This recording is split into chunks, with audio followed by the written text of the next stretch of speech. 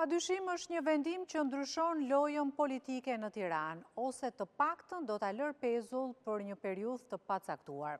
Gjykata kushtetuese e rrëzoi si antikushtetues vendimin për shkarkimin e Erion Veliajt dhe dekretin e presidentit Begaj për zgjedhje të parakohshme në kryeqytet, duke e rikthyer zyrtarisht në detyrë kryebashkiakun që ndodhet në paraburgim me akuzat për korrupsion.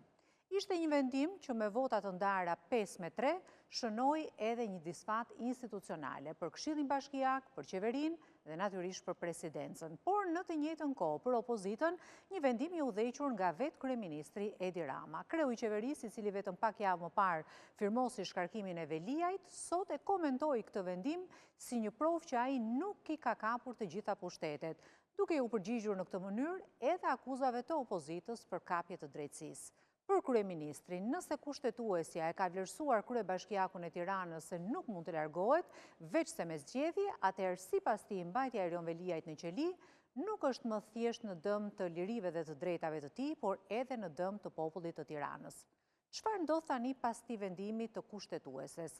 A është riktimi në detyrë i Veliajt një fitore ligjore apo dhe politike? A do të gjejë kryeministri mekanizma të tjera për shkarkimin e tij? Për këtë çështje do të flasim në pjesën e parë, ndërsa në pjesën e dytë do të diskutojmë dhe do të bisedojmë në studio për një fitore që po përjeton në arenën ndërkombëtare peshngritja shqiptare, e cila vazhdon të shkëlqejë dhe këtë herë jo larg, por pikërisht në Durrës, ku është zhvilluar pak ditë më parë kampionati evropian i peshngritjes për të rinj dhe ku kanë shkëlqyer me medalje por edhe me rekorde të reja peshngritësit Enkileda Carja dhe Ertjan Kofsha. Sigla dhe nisim pa humbur kohë.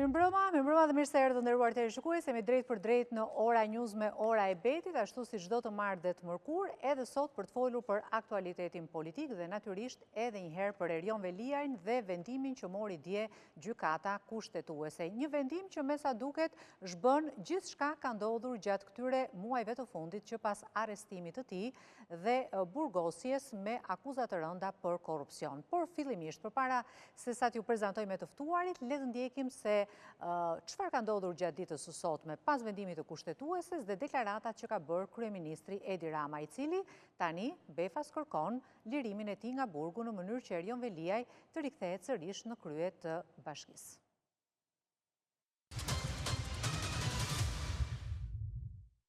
Në burg, por kryetar bashkie, ky është verdikti që ka lënë në fuqi gjykata kushtetuese ditën e djeshme për Erion Veliajin. Kështu, kushtetuesja i ka dhënë të drejtë Veliajt për ankesën e tij, duke mbajtur në detyrë dhe duke rrëzuar vendimin e Këshillit të Ministrave dhe atë të Këshillit Bashkiak që e shkarkuan me argumentin se ka qëndruar për më shumë se 3 muaj pa shkuar në detyrë.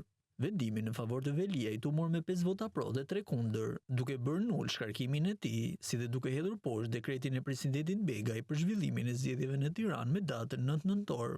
Gjykata kushtetuese argumentoi se mungesa 3 mujore duhet të jetë akt për shkarkimin e tij vetëm nëse ka një shkelje të ligjit themeltar, duke kundërshtuar kështu argumentat e qeverisë dhe presidencës se Veliaj duhet të ankimonte në gjykatën administrative. Vendimi u mor pas seancës maraton të 31 tetorit, ku vetë Erion Veliaj dhe argumentet se u shkarkua nga detyra pa pasur një dënim të formës së prerë dhe pa u dëgjuar në Këshillin Bashkiak. Në fjalën e tij para gjyqtarëve, Veliaj përmendi edhe bashkëpunëtorët e tij më të ngurë që duket se e tradhtuan pas shpine. Dhe kur beson që i ka dhënë gjithçka për këtë mandat të qytetarëve, vjen arsye për cilën të largohen nga detyra. Dhe citoj: mos prezenca në detyrë për më shumë se 3 muaj. Po kjo është fyerja më e rëndë sepse erdhi nga bashkëpunëtorët e mi, nga njerëz që më njohin më mirë se kushdo tjetër. Nga ana tjetër, vendimin e komentoi edhe kryeministri Edi Rama, i cili tha se kjo është një provë se ai nuk e kontrollon sistemin e drejtësisë dhe se Veliaj tashmë duhet të gjykohet në gjendje të lirë. Ja që edhe njëherë u provua se nuk i pas kam kapur unë të tëra pushtetet, dhe kjo është një gjë sa e qartë, aq edhe mirë apo jo. Çdo njeri normal që nuk shet tek qëndrimi kushtetueses një qëndrim të verbër kundër qeverisë në dëm të madh të Tiranës, po një qëndrim të vendosur parimor, nuk ka se si të mos pres që me të njëjtën parimësi, kur të gjykoj paraburgimin e tij, kushtetuesja ta kthej Erion Veliaj në detyrë për të vijuar procesin gjyqësor në gjendje të lirë apo jo. Për kreun e PD, Sali Berisha, vendimi i gjykatës kushtetuese ishte i drejtë, teksa shtoi se kryeministri Rama i ka caktuar dënimin Erion Veliajt. Gjykatësve që në këtë rast zbatuan ligjin. Këtë e komentoj gjithashtu si një dhuratë që Edi Rama i bëri pa dashje kundërshtarit tij kryesor brenda në parti, Erion Velis. E trajtoj atë, siç e tha, si serial killer në qeli. Me këtë vendim të gjykatës kushtetuese, Veliaj do të vijojë të jetë kryebashkiak i Tiranës nga qelia, edhe pse mbi të rëndojnë plot 13 akuza, ndërsa fushata e Ogerta Manasterliut, Florian Binajt, Darlin Qorrit do të ndërpritet këtu, së paku deri në vitin 2027 ose deri në një dënim të Erion Veliajt me formë të prerë nga drejtësia. Pas këtij inserti të përgatitur nga kolegu Andi Kurti, u prezantoj menjëherë me panelin me cilin do të diskutojmë për zhvillimet që na solli dje gjykata kushtetuese. Ju uroj mirëseardhje në studio zonjës Ilda Zhulali, drejtuese e Departamentit të Marrëdhënieve me jashtë në Partinë Demokratike, por njëkohësisht edhe anëtare e Këshillit Bashkiak. Mirëmbrëma dhe faleminderit që je në studio. Kënaqësi të kem këshilltarin ligjor, zotin Franc Nuri, mirëmbrëma dhe mirë se erdhe. Mirëmbrëma. Kënaqësi të kem edhe dy kolegë gazetar, Lavdrim Litën nga Faktor.al, mirëmbrëma dhe kënaqësi që të kam në studio, dhe kolegun Lorin Kadriu, drejtori ekzekutiv nga Citizens.al. Faleminderit Lorin dhe mirë se erdhe. Kënaqësi që të kam në studio. Atëherë fillimisht dua ta nis me ju zonja Zhulali për këtë vendim të gjykatës kushtetuese. Tani më, Erion Veliaj ka të drejtë të kërkoj edhe lirimin e tij pas vendimit që mori dje gjykata kushtetuese me një balancë 5-3? Erion Veliaj është, mendoj, ka të gjithë hapësirën të kërkoj çfarëdo lloj të drejte që i lejon ligji, kushtetuta, është si çdo qytetar tjetër që i ushtron këto të drejta.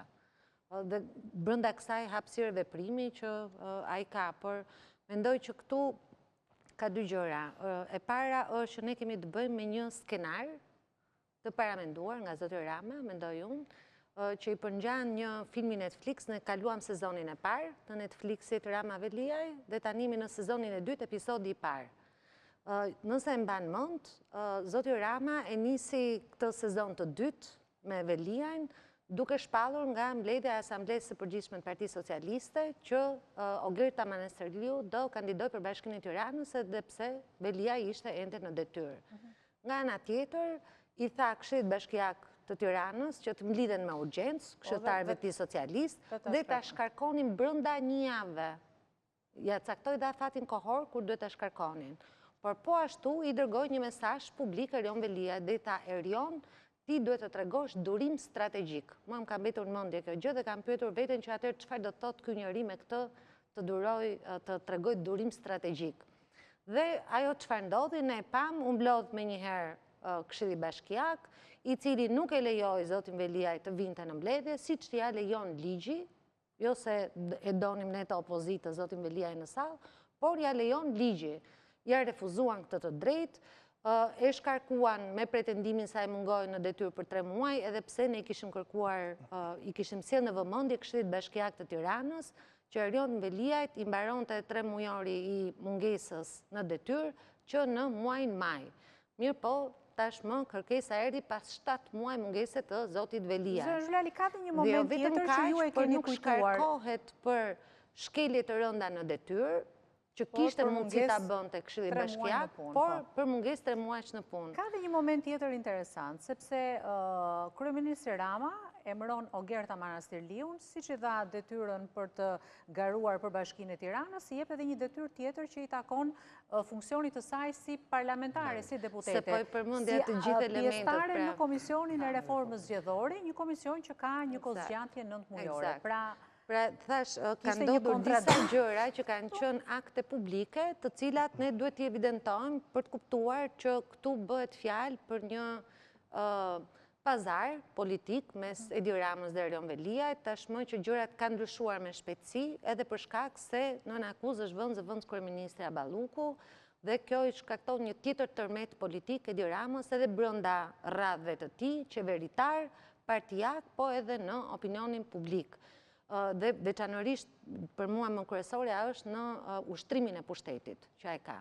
Kështu që tash janë disa elementë që duhen evidentuar dhe përveç kësaj, pra, zoti Rama të mërkurën përpara se Velia të shkonte në gjykatën kushtetuese, e caktoi Ogerta Manastirliun si antare të Komisionit të Reformës Zgjedhore.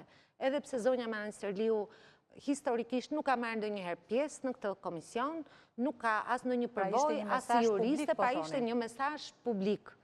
E gjitha kjo sa ndodhi.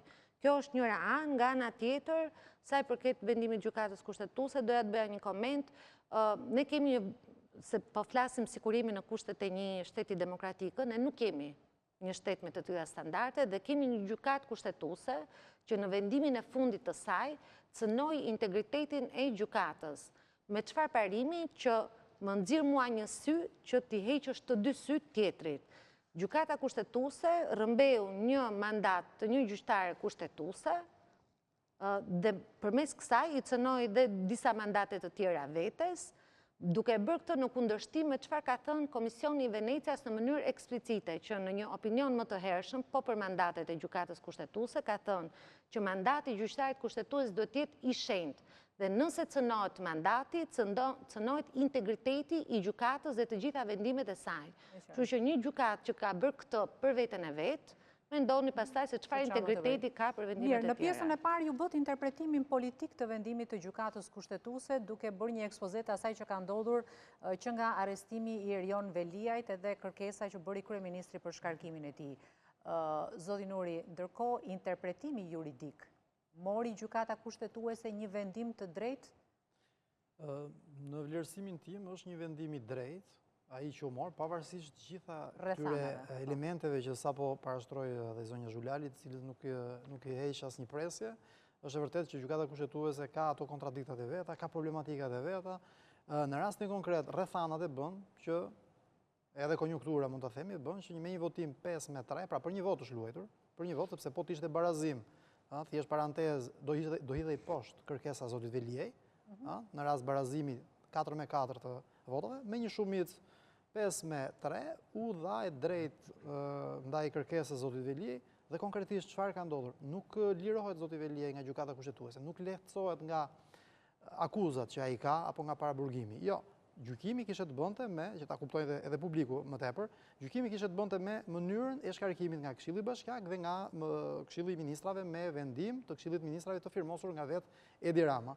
Dhe më pas ju bashkua këtij procesi gjyqësor edhe dekreti i presidentit Begaj, i cili nuk pyeti fare as për kushtetut, as për ligj, as për gjykatë kushtetuese, por pa pritur ankimimet e mundshme të vetë kryetarit bashkisë ankimues, shpalli datë zgjedhjesh në Tiranë, në kundërshtim të hapur, dhe aty si rrallë herë ne pam një konsensus thuajse unanim të gjithë juristëve, ekspertëve ligjor që e kundërshtuan një hap të tillë, dhe ja ku dje u hodh poshtë dhe dekreti i presidentit, u shpall antikushtetues, por edhe shkarkimi i zotit Veliaj në këtë mënyrë që u bë, sepse janë shkelur drejtat e tij, si një qytetar i cili nuk u dëgjua dhe nuk pati mundësi që të shprehte qëndrimin e tij, po dhe mbrojtjen e tij nëpërmjet nëpërmjet avokatëve apo dhe personalisht, vetë duke qenë prezent në mbledhjet e Këshillit Bashkiak apo dhe në instancat e tjera, sikundër ju dha mundësia përpara pak ditëve që të ishte prezent në gjykatën kushtetuese dhe ai bëri dhe atë mbrojtjen e tij. Pra, nuk pati një proces të rregullt ligjor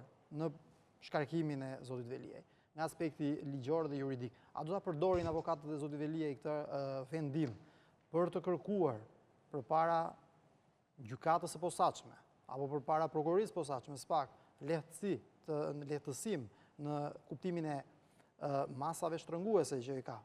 Ta bëjmë më të thjeshtë, a do kërkojnë arrestin në shtëpi apo lirimin, gjykimin gjendje të lirë?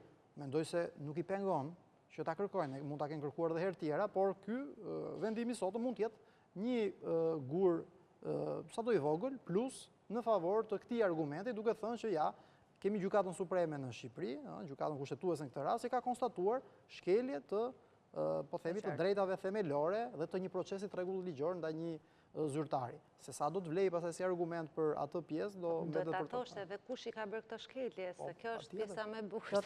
Do ta diskutojmë në raundin tjetër të pyetjeve. Lavdrim, sipas teje, në një analizë politike, çfarë e bëri kryeministrin të ndryshojë qëndrim?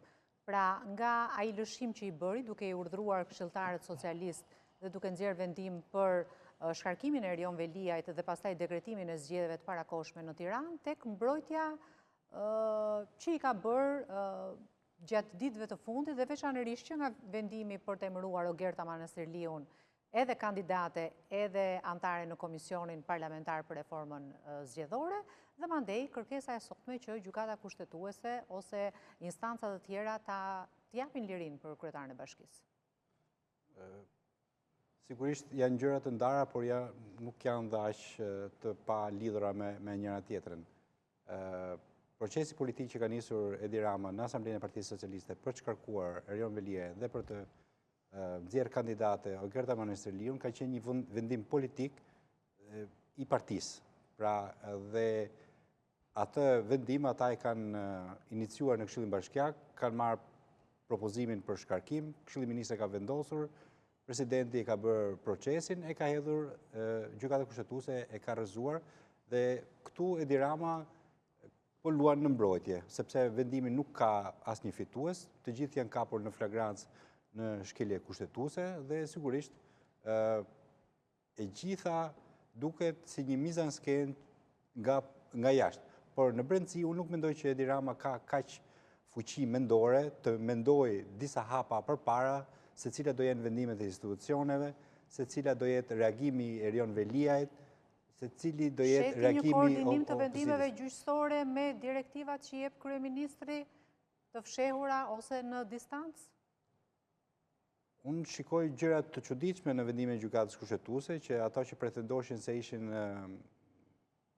njerëz të opozitës në gjykatën kushtetuese apo mbështetës të opozitës votojnë pro Veliajt dhe e kundërta, që njerëz që konsiderohen të majorancës votojnë kundër Edi Ramos, pra kundër vendimit të Këshillit të Ministrave. Aty ka ndodhur diçka që nuk arrit dot ta shpjegoj, por mendoj që e vetmja gjë që mund të thuhet është që institucioni është në kushtet e vetmbrojtjes, pasi është fyer publikisht nga kryeministri në disa fjalime dhe në disa dalje me video mesazhe me zonjën Maslen Steliu, ku ka thënë që zoti Rusmali është katedra e jurisprudencës dhe ai di më shumë se sa ju antarët e gjykatës kushtetuese dhe përrridhoi ju do të merrni me mendimet e tij si në rastin e vendimit të Këshillit të Ministrave, si në rastin e presidentës.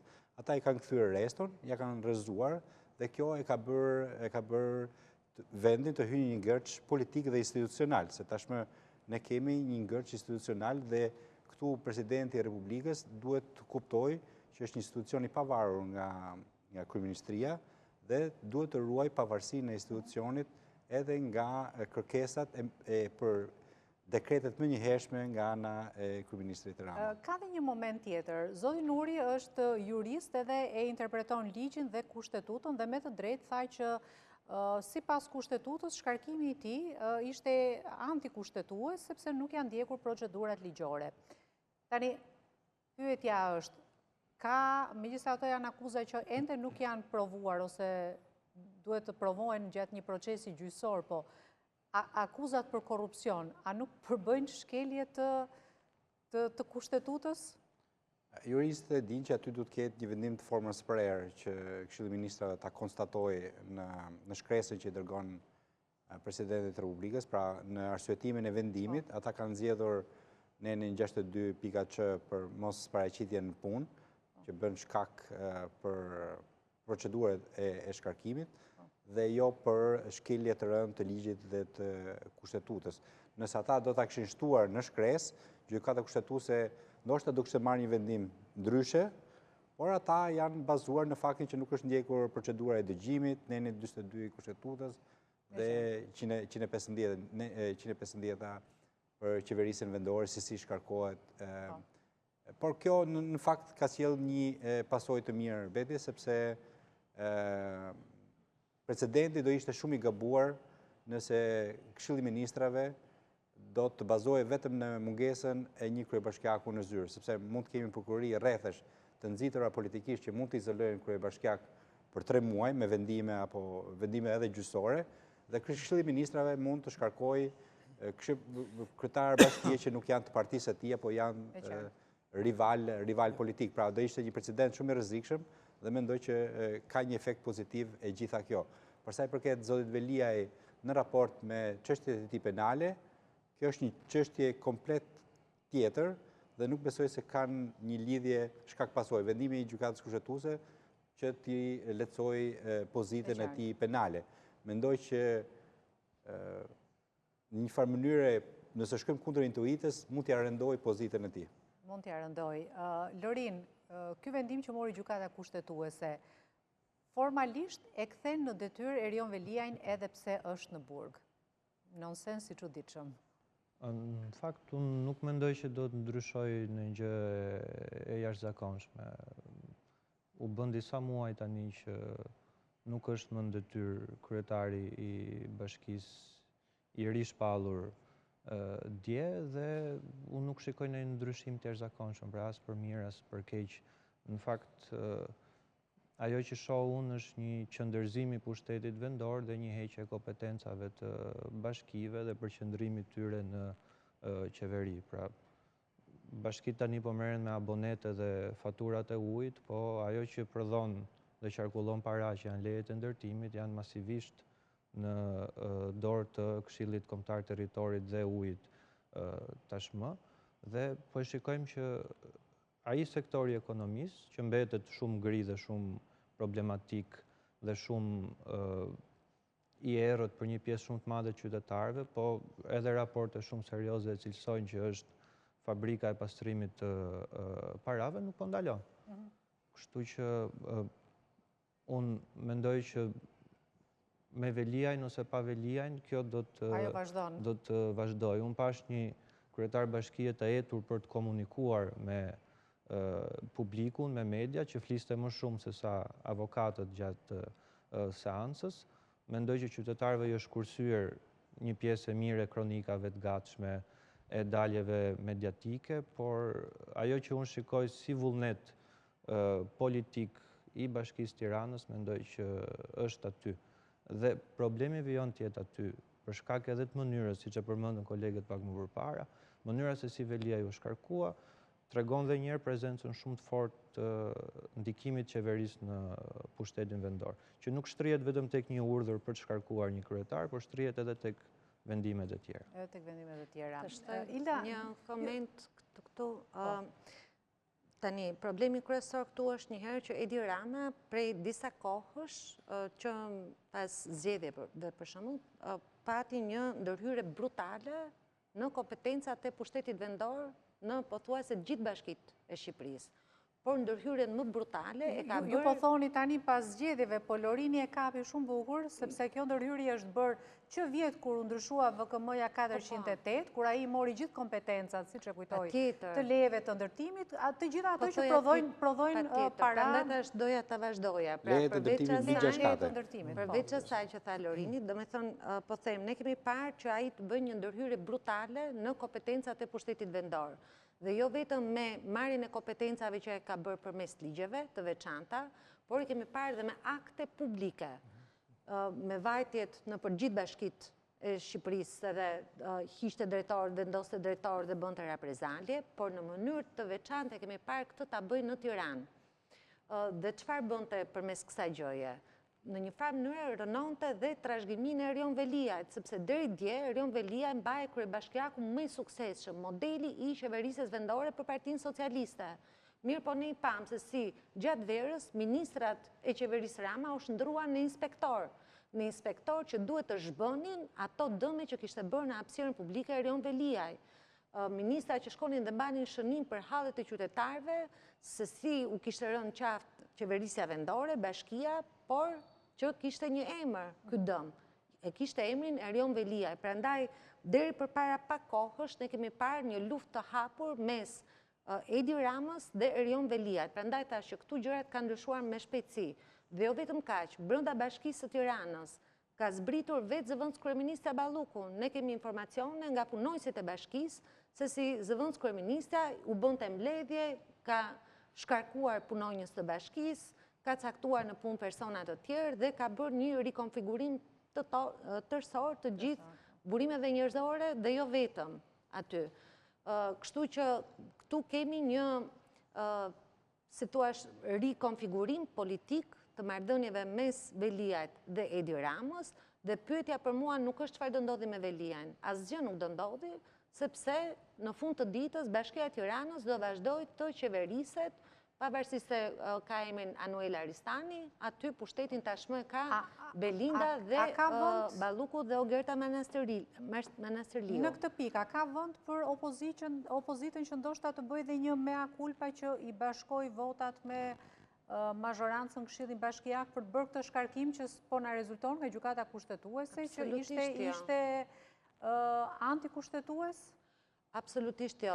Erion Veliaj duhet shkarkuar nga detyra, unë e kam thënë dhe gjatë fjalës time në atë mbledhje të Këshillit Bashkiak, për shkak se ka bërë shkelje të rënda të ligjit.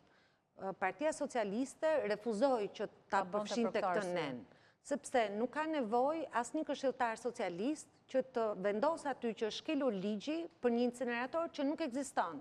Mjafton të hipi makinës, të shkoj atje dhe të shikoj që nuk ka incinerator.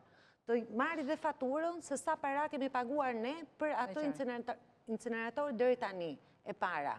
E dyta, për faktin që Erion Veliaj ka nënshkruar një shkresë pa marrë miratimin e Këshillit Bashkiak. Ky është fakt publik. Është një shkresë të cilën e kemi parë të gjithë. A ka shkelje më të rëndë të ligjit se kjo? Për faktin që mori kompetencat e bashkive të tjera si përfaqësues i qarkut të Tiranës, që nuk e ka këtë kompetencë. Dhe ka dhe disa elemente të tjerë, për shembull, edhe qeveria i ka ca informacione. Vetë zëvendës kryeministra Balluku, nëse mbani mend, në një shkresë që është bërë publike përpara disa kohësh, ka shkruar që Erion Veliaj refuzon të emërojë përfaqësuesit e bashkisë në njësinë e zbatimit të projektit. Pse që ata të mos konstatonin që s'ka incinerator, për shembull. Po këtë gjë e di zonja Balluku, pra është bërë një shkelje e ligjit drejt për drejt nga zoti Veliaj, se ajo ja çon shkresën kryetarit bashkisë, nuk ja çon asnjë drejtorit bashkisë. Dhe shkelje të tjera të rënda që mund t'i marrim të gjitha me radhë, por këto janë më flagrante besoj unë, dhe që i kanë kushtuar qindra milion euro taksa paguzve të Tiranës. Zoti Nuri, mendon që do të ketë një nisëm të dytë nga ana e qeverisë, e kryeministrit dhe e këshilltarëve socialistë në Këshillin Bashkiak për të shkarkuar Erion Veliajn kësaj here duke i gjetur motivim kushtetues? Do t'ja lëm kohës, mbetet për t'u parë, arsye për t'u shkarkuar një kryetar bashkie, po dhe në rastin konkret të zotit Veliaj, janë ato që dhe gjykata kushtetuese tashmë i tha me fjalë tjera nëpërmjet vendimit të saj. Duhet patjetër një shkelje e rëndë e kushtetues. Pra nuk mjafton më 3 mujori, sepse e pam që kësaj radhe nuk funksionoi, por do duhet gjendet një shkelje rëndë. Ose varianti tjetër do duhet që zoti Veliaj t'japi dorëheqjen, flasim gjithmonë në teori, ose do për të ndodhur në jetë, përderisa luftoi kaq shumë për ta rimarr. Pastaj është dhe variante tjera, pastaj është dhe nuk duhet përjashtuar edhe mundësia e dënimit të tij nga gjykata, sepse po do jetë një proces i gjatë. Varet, nuk proceset, unë këtë desha të sqaroj, domethënë proceset në gjykatën speciale. Mund na kapin zgjedhjet e tjera. Në gjykatën e posaçme, proceset nuk ka shumë procese gjyqësore. Këtë do ta kuptoj, ndryshe nga gjykatat e tjera, është një gjykatë që gjykon vetëm këto raste. Dhe nuk ka një fluks të jashtëzakonshëm, ndryshe nga 99% e gjyqeve që shqiptarët fatkeqësisht duhet presin 15 vjet për të marrë një vendim të formën sprerë. Thënë ndryshe, në këtë lloj gjykimi, një vendim i shkallës parë mund të dalë është kalvar gjyqësor. Shikoj se çfarë ndodhi me inceneratorin e Fierit, u kthyen vendimet, u rikthye vendimi i apelit sërish në shkallën e parë, sot mezi u dha vendimi për Alçi Bllakun, domethënë po t'i hyjmë asaj loje. Jam dakord, po varet se si mund na kapin edhe zgjedhjet e tjera. Varet se si mund të marrë edhe orientimin, sepse ju e pat dhe vendimi i gjykatës kushtetuese. Nuk ishte thënë që dilte për 2 ditë, apo për 3 ditë. Po mirë, ishte çështje që me një ndjeshmëri të lartë dhe kërkonte përgjigje të shpejtë. Kur do drejtësia vepron shpejt. Beti për diçka, sepse sikur ta heqim Veliaj nga ekuacioni dhe të flasim për qytetin, për kryeqytetin, për Tiranën. Domethënë do shikonim shumë gjëra që pavarësisht se është apo nuk është Erion Veliaj, pavarësisht se është Edi Rama apo nuk është Edi Rama, qyteti qeveriset keq, domethënë është lënë në mëshirë të fatit. Ato pensionistët që tha zoti Lorin vazhdojnë të jenë në radhë dhe rrinë në radhë kot, pra me ditë të tëra për të marrë një abone që fare mirë mund të bëhet e digitalizuar, gjendet format për mos t'i torturuar në radhë. gjobat e KMT-s, të policisë bashkiake vazhdojnë, incineratorët vazhdojnë të paguen, uji ka dhe s'ka, dhe kur ka është i ndotur dhe është i dëmshëm për t'u pirë, e paguen qytetarët njërë në shtëpi, njërë në biznes, kush e di këtë është një problematikë shumë e madhe. Qendra e Tiranës është bërë me qofte dhe qyteti vazhdon të jetë me njëjtën trafik, me njëjtën problematika që ka pasur edhe më përpara. Në Varreza nuk ka vend për banorë të ri, pra ne duhet të diskutojmë si po qeveriset ky. Nëse ne merrem vetëm me fatin e Erion Veliajt, ne nuk po kuptojmë se neve po na ikën koha, po na ikën vitet, duke u marrë me çështjet e këtyre penale, me vjedhjet e këtyre, kur ne duhet merremi fakt me një projekt të së ardhmes për qytetin. Tani si të merremi ne me këto gjërat e tjera, përsa koha ai njeriu që ka 13 akuza në burg, ka 9 muaj në burg, nuk lëshon kolltukun. Duhet ketë këtu edhe një proces moral, se mirë na e kërkon kushtetutaj që të ketë arsye tjetër kushtetuese për largimin nga detyra. Po një kartë morale, nuk mund ta ketë çdo pozicion publik që ka një individ. Pra atia ke 13 akuza, qoftë vetëm barra akuzës që të zhvën mbi supe, ti nuk meriton më, pavarësisht se mund të kesh marrë votat, jo të 160.000 qytetarëve, po edhe të 6 milion qytetarëve të kesh marrë vota, nuk ke më moral për të qëndruar në atë post. Fati im personale ka dashur që kam njoftë realitete politike jashtë Shqipërie, në 2 vende apo të paktën në 3 vende. Dhe e di se si bëhet politik edhe jashtë Shqipërisë. Jashtë për akuza shumë më të lehta, për një orë dhurat që mund të kenë marrë, kanë dhënë ndërheqje. Këtë do e thoja dhe për opozitën dhe për Partinë Demokratike dhe për shumë parti të tjera që duan të ndryshojnë vendin ose aspirojnë të ndryshojnë.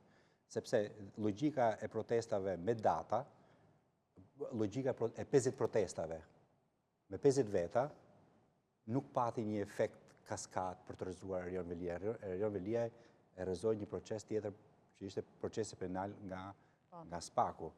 Dhe edhe sot e kësaj dite, kur dëgjoj vendimet e kryesisë PD-s dhe partive të tjera që caktojnë një datë për të bërë një protestë kombëtare kundër një problemi dhe mlidhen nga rrethet, nga qytetet e tjera për të protestuar, për të marshuar dhe pastaj pas disa orë shkojnë në shtëpi dhe asgjë s'ka ndodhur, se mbahen disa fjalime të bukura, kur e kundërta duhet bërë, duhet kontarizuar procesi. Pra, në Shqipëri ka vdekur nervi protestës. Tani me rastin e vdekjes Fatos Nanos, pa shpamjet e jashtëzakonshme të mitingjeve që mblidhte Partia Socialiste në 97 dhe 98. Po ka vdekur, kam përshtypjen në Shqipëri epoka e mitingjeve të atyre për masave. Deklaratat e Partisë Demokratike fatkesisht janë kundërthënëse, kanë reflekse të dobta politike, janë problematike, do më thonë, marrin vendime për kryesi në komisione, ju bën qoka ambasadorëve të PS-s, i theni jeni shumë të mirë, ku keni qenë më parë, do më thonë, gjëra skandaloze që bëjnë deputetet në aspektin e komunikimit publik. Unë po flasë që opozita duhet të ndalojë njëherë në për lagje, duhet të ndalojë njëherë në për qytete, dhe më pas të vinë në Tiranë për të protestuar. Duhet kuptoj pse këto njerëz nuk sinkronizohen me këta të opozitës, nuk po them për zotërit edhe zonin që kemi këtu. Sepse kjo është një problem. Edi Rama fiton çdo palë zgjedhje, edhe me krimin, edhe me votën e këtyre që e votojnë. Këtyre që ju nxjerr tjetër në Tiranë, e votojnë. Pse e votojnë këta? Sepse nuk ju flitet. Nuk ju flitet ndryshe, nuk ju ekspozohet gjëja, ndryshimi. Dhe ne i kemi parë që ta nuk arrin dot të ngrenë një vrull shoqëror. Dhe do jetë prap me njëta teknike protestës me data. Dhe nuk është një zgjidhje. Nuk është një zgjidhje. Lorin, se ti merresh më shumë me portalin tuaj edhe me investigimet që bëni me të gjitha problemet që ka pasur Tirana, sidomos gjatë këtyre viteve. Përse njerëzit pavarësisht se janë të revoltuar, pavarësisht se i vuajnë mbi kuriz pasojat që nga trafiku, ndotja, mungesa e ujit të pishëm, taksat e larta që paguajnë, taksa shumë të larta, krahasuar me shërbimet që marrin, dhe prap nuk ka një revolt, sipas teje. Pse ndodh kjo? Kjo është pyetja madhe, unë nuk e di përgjigjen e kësaj. Ajo që unë shikoj si përgjegjësi dhe si detyrim është që të kërkojmë llogari dhe t'ja bëjmë me dije qytetarëve të Tiranës dhe jo vetëm, se si po përdoret pushteti këtu. Pra në vetëm këtë muaj kemi zbuluar 4 shkelje me lejet e ndërtimit. Jemi përpjekur që të numërojmë kullat e kryeqytetit, që pas një kërkimi shumë të gjatë dhe shumë të vështirë në kushtet e errësirës totale dhe të refuzimit të dhënies informacionit, na kanë dalë diku te 140. Jemi përpjekur të hedhim poshtë propagandën me mbjelljen e pemëve. Pra çfarë do i mungoj qytetarëve për të kthyer të pyetja jote e mëparshme, nga Velia janë fotografit me mbjellje pemësh dhe një ndër to, ndezja e dritave të pemës vitit të ri, edhe disa gënjeshtra lehtësisht të faktueshme që unë mendoj që do të zemëronin çdo qytetar. Ajo që unë shikoj si problematike është lidhja midis votuesit dhe vendimarrjes. Pra është krijuar një distancë shumë e madhe dhe të paktën nga ajo që unë kam arrit të perceptoj, njerëzit këtu nuk votojnë sepse nuk kanë besim, ose votojnë për inertësi, votojnë për miqësi, sepse besojnë që çfarëdo lloj zgjedhje të bëjnë, rezultati do të jetë i njëjtë. Dhe kjo është, besoj, një fatkeqësi shumë e madhe edhe për të ardhmen, edhe për brezin tim, edhe për brezat e tjerë. Mirë, do të kemi pak minuta publicitet, duhet kalojmë publicitet? Dy fjali shkurt. Ta kontestoj pak të që u tha, vetëm me 2 fjali. Vetëm me 2 fjali. Vetëm 2 fjali do them. Sot, sa televizione kombëtare kishin lajme për zonjën Belinda Balluku dhe këtë ditë. Ky është niveli propagandës dhe censurës në Shqipëri, se po flasim sikur është një shoqëri demokratike dhe njerëzit nuk flasin, nuk është e vërtetë. Do t'jap edhe një lajm tjetër. Përpara disa ditësh, Florian Bina, kandidati që mbështet edhe nga opozita, nxori se si një zotëri që e kishte përshëndetur dhe e kishte uruar për në zgjedhjet që do të zhvilloheshin në Bashkinë e Tiranës, sa po e kishin parë që i kishte nxjerr fytyrën dhe i kishte folur Flor Bina, e kishin pushuar nga puna. Pse e kishte përshëndetur dhe e kishte uruar që të fitonte. Ky është niveli i presionit që ushtrohet sot mbi qytetarët. Kështu që fjalia që këtu njerëzit jo po se nuk i bind opozita, se këtu bëhen zgjedhje të lira, ky është niveli i intimidimit, propagandës dhe censurës në Shqipëri. Pasi të flasim për këto, pastaj flasim se s'ka protesta. Çfarë bëhet për ju për atë biznesin? Përsëri debat. Jo të biznesin që publicitet.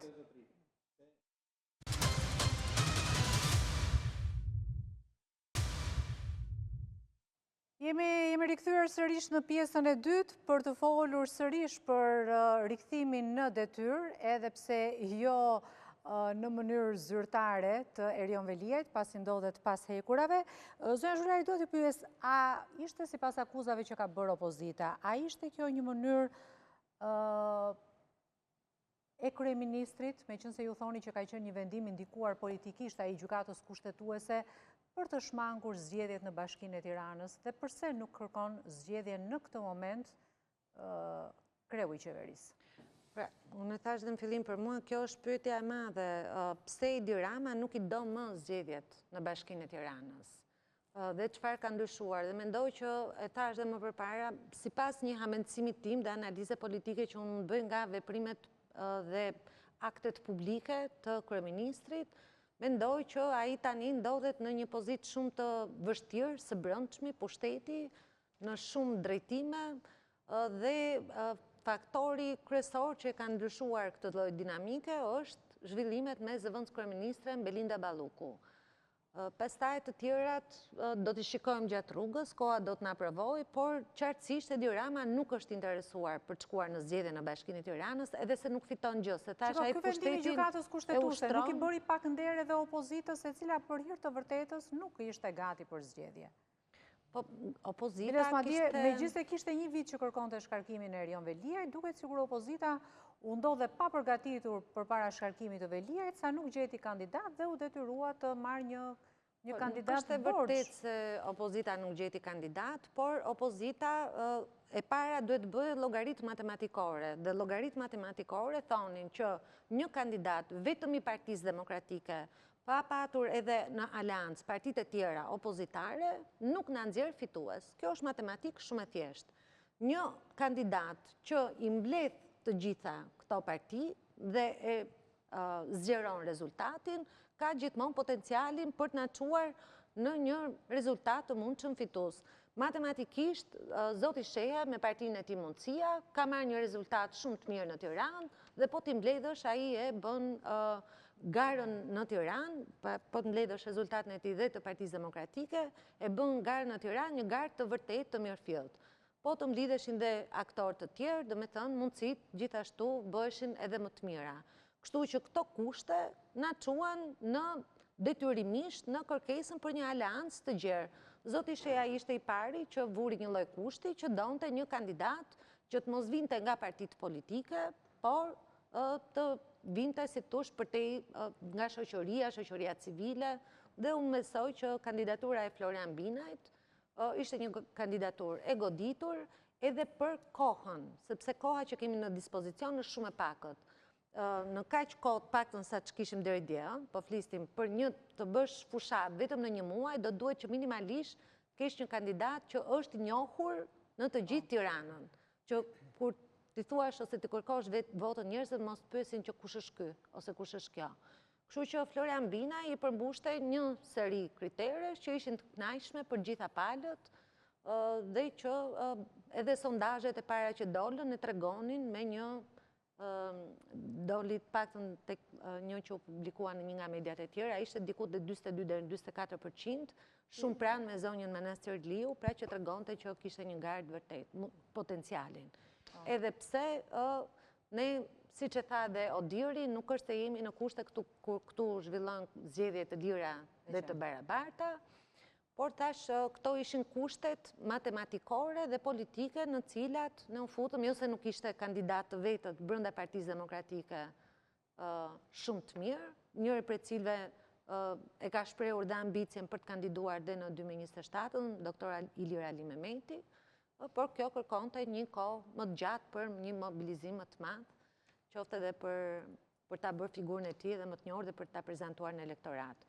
Megjithatë, thash, zoti Binaj ishte një kandidat që edhe pse nuk erdhi vetë brenda nga PD-ja, mori mbështetjen e plotë të Partisë Demokratike dhe edhe antarët e PD-s do ta mbështesnin deri në fund. Megjithatë, nuk qet thënë se me sa duket zgjedhjet në Bashkinë e Tiranës, Edi Rama nuk do që t'i zhvillojë më.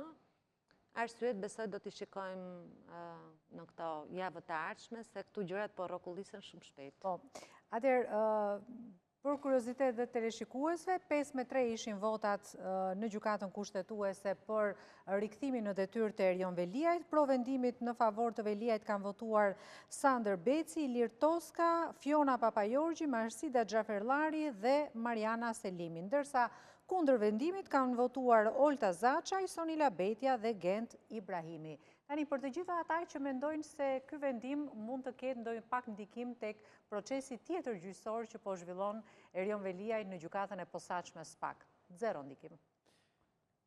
Mund ta përdorin avokatët e zotit Veliaj si argument. Patjetër që mund ta përdorin. Unë jam vetë avokat, dhe po të kisha një rast të ngjashëm, në gjithmonë teori do ta përdorja si argument. Për të kërkuar lirimin e tij deri në zhvillimin e procesit gjyqësor. Nuk e pengon as pak ta përdorë si argument, po se sa do funksionojë, dhe sa do ta marrë parasysh gjykata, pastaj kjo është çështje tjetër. Por që mendoj që është një argument që mund shkojë dhe varet se si interpretojnë dhe edhe rastin, sepse edhe për ta bërë dhe pak më politike gjën.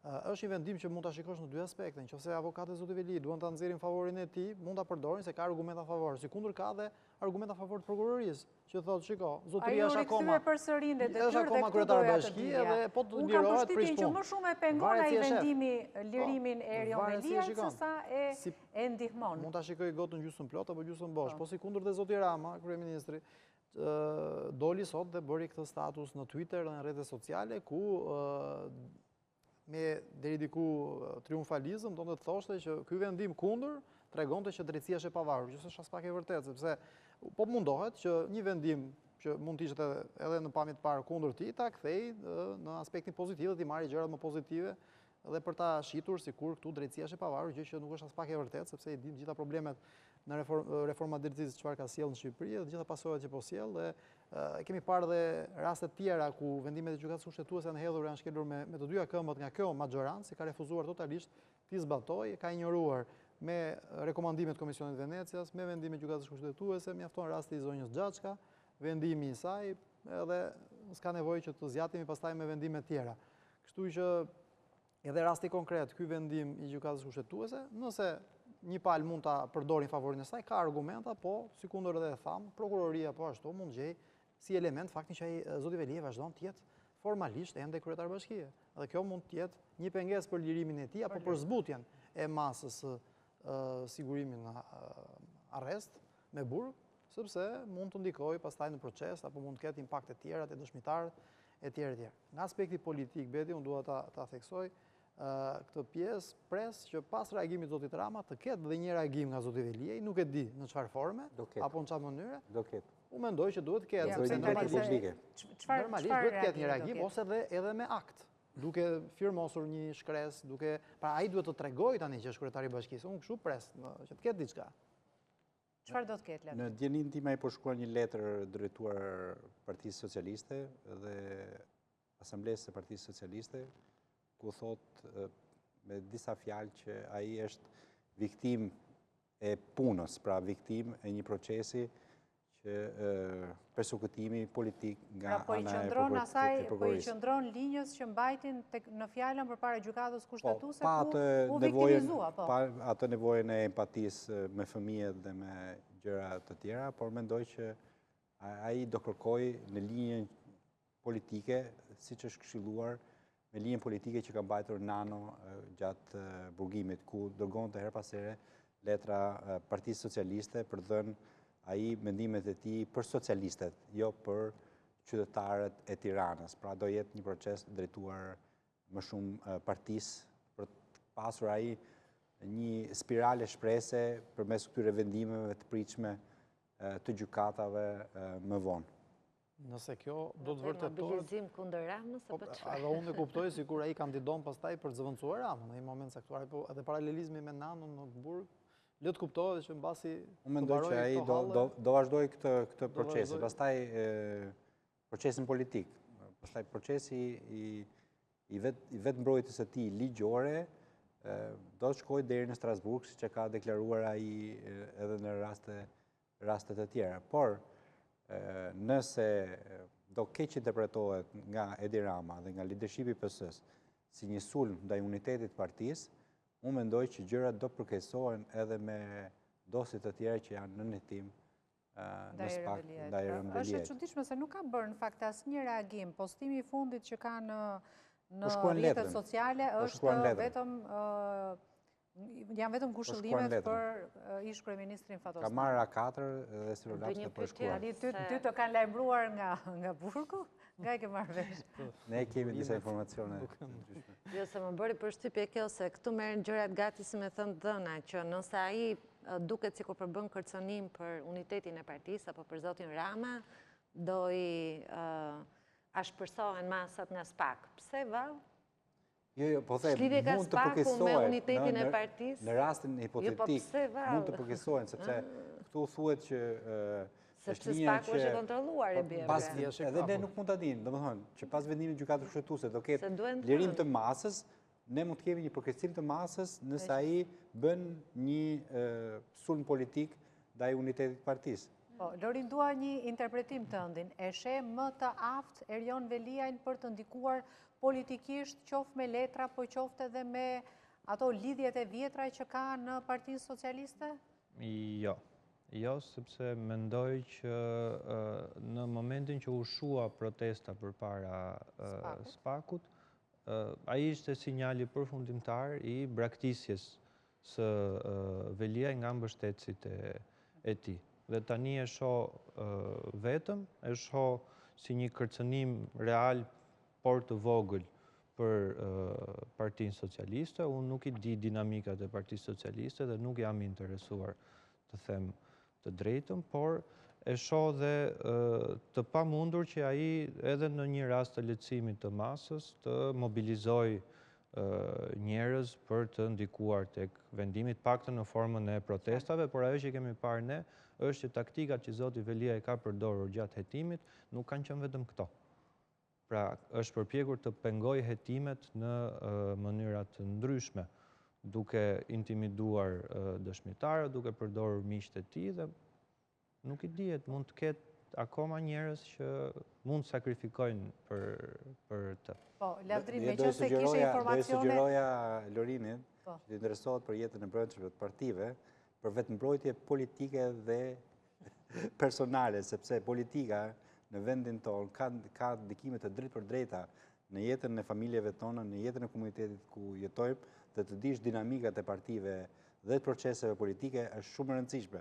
Pavarësisht punës tonë të përditshme për të hetuar dosje... Jo, nuk më intereson në këtë drejtim dhe për si funksionon linja, si funksionon... Lavdrim, tani me qënë se kishe dieni informacione se çfarë po ndodh brenda burgut, jashtë burgut, digjo çfarë po ndodh, e ka ndërprer fushatën elektorale Ogerta Manastirliu, sepse një ndërprerje e fushatës së saj do të thotë shumë çka për vijimin e qëndrimit në krye të bashkisë Erion Veliajt edhe për dinamikat e reja në brenda Partisë Socialiste. Unë në fakt jam interesuar çfarë ka ndodhur jashtë burgut Durrësit ditën e ndjeshme. Lasën fishek zjarrit. Lasën fishek zjarrit, por nuk kanë qenë nga mbështetësit e Erion Veliajt. Do ketë qenë ndaj përkimit çuditshëm. Rastësor. Jo, nuk është rastësor.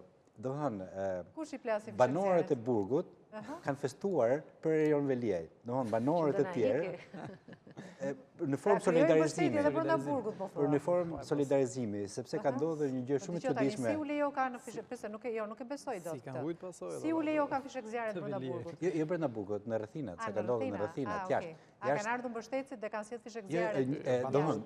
Në burgun e Durrësit ka disa banorë që janë vendali, janë persona shumë të njohur në qytet. Dhe e di këtë sepse e kanë bërë në formë solidarizimi. Çuditërisht, Erion Veliaj në burg është sjell mirë.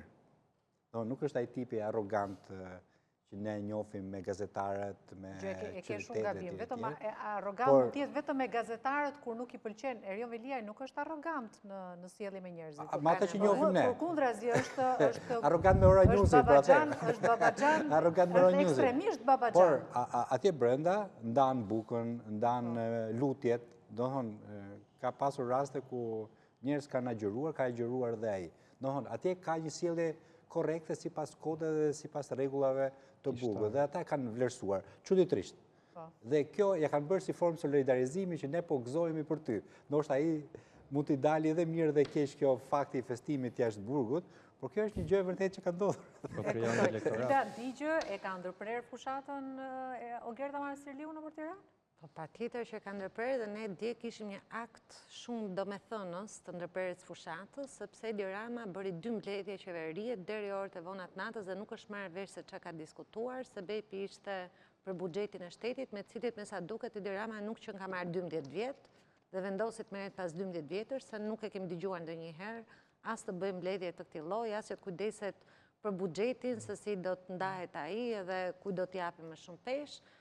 Por lajmi ishte që gjithë ministrat, ndryshe nga disa ditë më parë që shfaqeshin në darkë të mbledhur për të diskutuar për fushatën e zonjës Manastirliu, dje ishin gjatë gjithë ditës në kryeministri deri orët e vona dhe lajmi tjetër i çuditshëm ishte që Edi Rama sot nuk shkoi në Bruksel, anulloi një anullim i minutës fundit, kështu që nuk e di nëse gazetarët kanë pyetur apo kanë marrë më shumë informacion se çfarë ka ndodhur dje në ato orë të furishme dhe të zellshme. Në fakt, sot u publikua raporti i Bashkimit Evropian për Shqipërinë. Ti si e lexove, sepse gjithmonë kanë 2 lexime të gjitha raportet që publikohen në vend. Ishte një raport pozitiv? Jo, shiko, raportet kanë 2 lexime se janë të ndërtuara në 2 pjesë që evidentohen çfarë ka bërë përparim Shqipëria në disa fusha dhe ku ka pasur probleme. Po të lexosh këtë raport, ti kupton që përparimi i Shqipërisë është vetëm në letër. Pra janë miratuar disa ligje që edhe përafrohen me Bashkimin Evropian, janë miratuar disa strategji që edhe përputhen me ato që synon BE-ja, mirë po në zbatim çdo gjë çalon dhe raporti ishte mendoj një ditar, po tekniko-diplomatik. Atëherë të ndalem mund tek 2 gjetje të raportit. Një për drejtësinë e intimiduar nga politika, zyrtarët me pasuri të fshehura dhe presionin që i bëhet medias. Domethënë paktën këto ishin 3 nga pikat kyçe. Kam bërë edhe një skanim të gjithë raportit, të gjithë problemeve që shtron ai dhe raportin po ta shikosh, në fakt fillon me një çështje, që janë zgjedhjet. se aty është vëndi ku çdo qeveri duhet t'japet llogari si rregull për punët që ka bërë keq.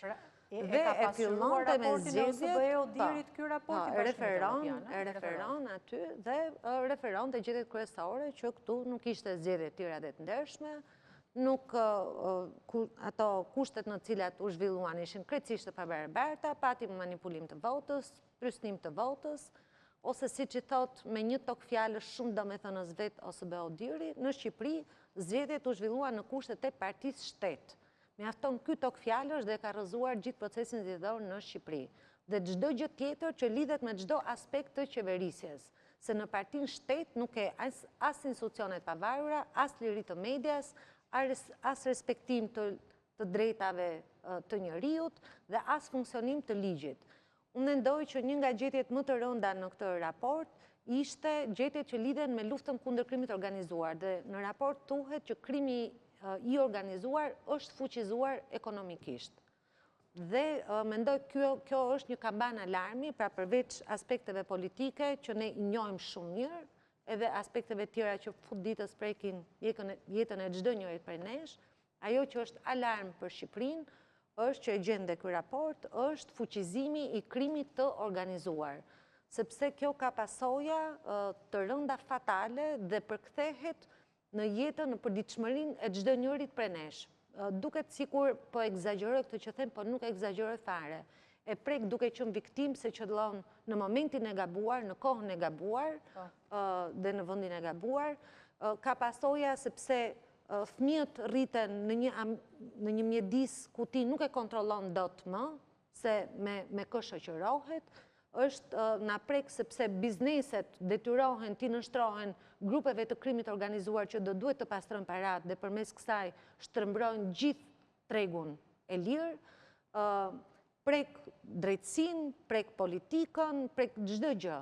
Dhe na vjen pastaj në fund të ditës në standarde më të ulta të jetesës edhe të cënimin e sigurisë së jetës, se kjo është thelbësorja. Kështu që ky raport e prek këtë gjë dhe mendoj që shënon një kamban alarmi në këtë drejtim. Megjithatë, zoti Nuri, ky raport kishte fjalë të mira për punën e SPAK-ut. Pavarësisht rezervave për drejtësinë edhe intimidimeve që bën politika. Si çdo raport ndërkombëtar, ose është e udhës themi një shumicë e raporteve, sepse ai raporti i fundit i OSBE Odirit ishte dukshëm mjaft kritik dhe me shumë pak element mund gjeje në një element pozitiv, le të themi për zgjedhjet e 11 majit. Ky raport është një raport që i ka të dy aspektet, kuptohet që mund të gjenden edhe element progresi etj që janë cituar nga raportin dhe vete, po kjo nuk do të thotë që gjërat këtu në Shqipëri janë po ecin mirë as në drejtësi, sepse ju e cituat një nga problemet ishte pikërisht drejtësia në Shqipëri dhe në përgjithësi, po edhe po të hymë më konkretisht në elementet e SPAK-ut, ja ta lexoj unë, ndërhyrjet e paligjshme dhe përpjekjet e zyrtarëve publik apo politikanëve për të ushtruar ndikim në sistemin gjyqësor mbeten një çështje shqetësuese, thot raporti. Dhe më pas, ka dhe të tjera. Keni parasysh që në raportin 6 mujor, se ky përmbledh të gjitha, ka patur një shqetësim shumë eksplicit nga Bashkimi Evropian për atë që ndodhi nga punonjësit e Bashkisë Tiranë dhe mbështetësit e Erion Veliajt që rrethuan makinën e prokurorëve të SPAK-ut dhe ka qenë një nga momentet më besetronditëse për ata, edhe për faktin që prokurorët kërkuan mbrojtje dhe kjo nuk u erdhi, policia nuk u përgjigj në kohë dhe kjo ka qenë një nga gjërat më të errta që përmendi edhe në fjalën që përpara deputetëve edhe raportimin, sepse aty nuk bëhet fjalë, ai epizod nuk bëhet fjalë thjesht për deklarata publike aty, apo po themi ofendime në media, apo kritika të forta në media, aty është fizike, bllokim i qarkullimit, pengim që mos dalin dhe presion i drejt për drejt dhe nga ana tjetër ju kujtohet fare mirë që institucionet, pra policia e shtetit, apo dhe, pse jo Garda e Republikës, që duhet të ruaj dhe sigurin e drejtuesve të institucioneve në atë rast, nuk mori masat e duhura për të garantuar sigurinë e tyre. Pra aty ishte një tejkalim, akoma më tepër i cënimi i drejt për drejt. Si qëndron ky raport në përballë deklarimeve që bën qeveria, që bën kryeministri Rama dhe që thot do të antarësohemi, do të mbyllim grup kapituit brenda vitit 2027 dhe do antarësohemi në Bashkimin Evropian brenda vitit 2030. Me këto probleme që ngre raporti, është Shqipëria pavarësisht se çfarë ndodh në sferën gjeopolitike edhe në rajon, është Shqipëria një kandidate e mundshme për NBE-n brenda 2030-s? Tashi, vendimet e Bashkimit Evropian janë vendime politike të ndikuara nga arkitektura gjeopolitike. Ne dim shumë mirë edhe nga rastet më përpashme që Bullgaria, Rumania dhe shumë vendet e tjerë nuk kanë qenë gati për shkak të nivelit lartë të korrupsionit, për shkak të nivelit të ulët të standardeve të jetesës. Greqia kur është antarësuar në BE falsifikonte statistikat, sepse këta na mësonin edhe në Kolegjin Evropian se si vendet antarësoshin për shkak të vendimeve gjeopolitike. Dhe fakti i Ukrainës ka favorizuar edhe atraksionin e vendet e Ballkanit Perëndimor, 6 vendeve, duke qenë ne gjithë 15 milion banor që nuk ndikojnë realisht në ekosistemin e madh të Bashkimit Evropian. Dhe po t'i lexosh raportet e progresit të BE-s, janë pothuajse motamo me viteve të mëparshme, i ndrojnë titujt, i ndrojnë datat, shtojnë nga një fjali kur kanë ndonjë sensibilitet, por në përgjithësi tentojnë të lavdërojnë ato pjesët ku ka progres dhe në majorancë lavdërohet qeveria dhe përpjekja për të integruar, dhe më pas ka ato kritikat sistemike që i ndodhin gjithmonë Shqipërisë. Më skandalos, për thënë vërtetën, ishte raporti OSBE-Udirit, që lavdërohet shumë nga opozita, po ishte një raport motamoj 2021-shit dhe i viteve të përpashmet. Dhe nuk ve gishtë në plak mbi disa fenomene shumë të rënda që ndodhen në zgjedhjet e 11 majit, nuk u përmend fare aty fakti që kandidat anonim merrin nga 20-25.000 vota në qarqe të ndryshme dhe ishte një fenomen i frikshëm i ndikimit të krimit organizuar, të shtetit, të biznesit. Ata janë fjali. Nuk futen të kandidatët ato. Ilda, neve në pëlqen, kur shkuan në anglisht në duket kur janë më të bukra, por ne e dim më mirë se ata se si është e vërteta. Vetëm për Shqipërinë, ky raport dhe se ka pas për asnjë vend tjetër, më beso, që përfshin lidhjet e krimit organizuar dhe ndërhyrjen në procesin zgjedhor. Këto lloj elementësh përdoren vetëm për vendet e narkoshtetet e konsoliduara. Nuk ka nevojë, mediat kanë denoncuar, ne e dim shumë mirë ata. Nëse juve ju duhet një dokument anglisht për ta çuar nëpër disa kancelari, është okej për ju. Jo, ju si parti për t'i çuar atje për të thënë që ja ku është OSBE-Udiri që konfirmon akuzat tona. Por ne e dim, siç e din ambasadori, se ky problem nuk kemi nevojë ta çojmë OSBE, se OSBE-ja përbëhet nga shtete. Nuk është një organ... Nëse ju do t'a dërgoni me email, si që dërgoni libër lezi të vjedhës e zjedheve, ka pasur rreth 300 dëshgues në Shqipëri, nga të cilët një pjesë kanë qërë eurodeputet antar të Parlamentit Evropian, nuk ka demotivuar Spaku dhe agjendet e BK-s, siç nuk ka demotivuar prokuroria për thirrësimin e zgjedhjeve. Pra se i kanë. Parlamenti Evropian ka pas dëshguesit e vet këtu. Na pëlqen neve shqiptarëve kur janë anglisht dhe i përdorim duke ja treguar njerëzve se disa që shkojnë anglisht na tregojnë neve. Po jo, pra nuk është. Po kush do që t'i vidhen zgjedhjet? Raporti duhet ndryshojë. Raporti duhet ishte vetëm një fjali, të përsëriten zgjedhjet. Raporti thot, zgjedhjet nuk ka nevojë që raporti të thotë që zgjedhjet do bëhen në disa kushte të caktuara, por janë të pranueshme për disa standarde të Shqipërisë.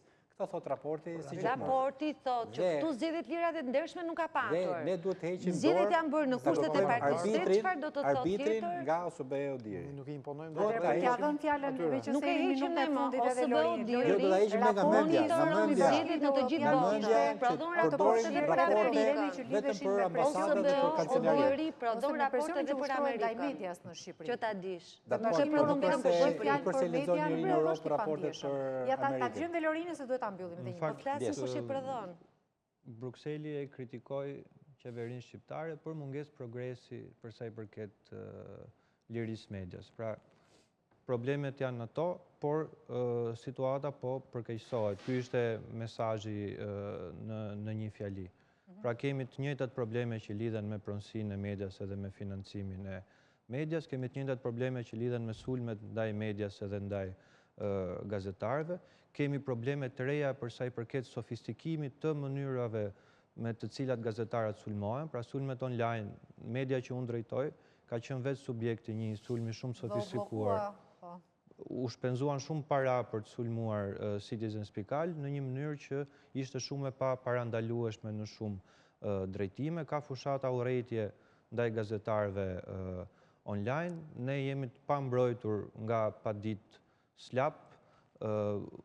Situata vazhdon të jetë e vështirë, autocensura vazhdon të jetë aty, vetërregullimi vazhdon të demotivohet, qeveria jon ka frikë të prezantoj dhe të forcoj një organ që nuk është i varur prej saj, por do t'i jap AMës mandat për të kontrolluar median online. Problemet të shumta që do t'i diskutoj nesër me një panel tjetër, këto të gjetjeve të raportit të publikuar sot nga Bashkimi Evropian. Thënë ju falenderoj shumë që ishit në studio, Lorin Kadiun, kolegun Lavdrim Lita, Ilda Zhulalin dhe Frans Nuri. Nderuar televizionistë, kemi pak minuta publicitet, mos u largoni sepse do të kthehemi me 2 kampion të vërtet.